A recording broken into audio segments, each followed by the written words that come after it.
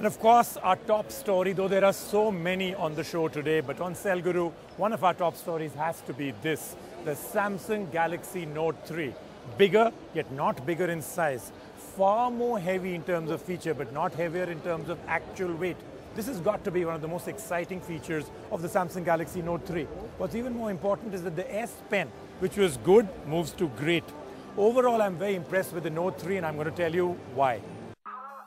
There is an annual tradition of introducing a new Galaxy Note at Berlin's IFA show, and this year is no different. Samsung introduced this concept, improvised it, and now in its third year it pushes its limits with an all-new Note.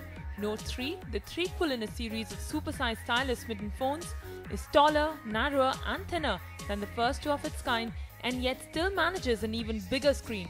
But the Note does much than just strap on a big screen. Let's take a look.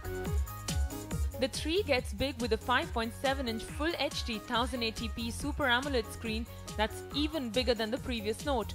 It is lighter at 168 grams and on a diet with a waistline of 8.3 mm. The screen is bright and offers great views from almost every angle. Samsung finally gives up on a shiny plastic back and replaces it with a matte leather finish with stitching on sides. Samsung did try to give the phone a premium feel. It is comfortable to hold and has a better grip, which is much needed for such a large device. Note 3 stacks up the power of 1.9 GHz octa-core processor and the might of 3 GB RAM.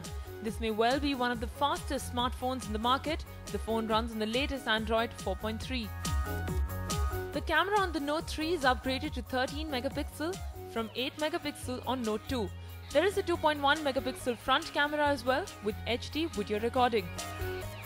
Samsung has decided to make the 32 GB version the base model, a trend that we hope to see continue with future flagship smartphones.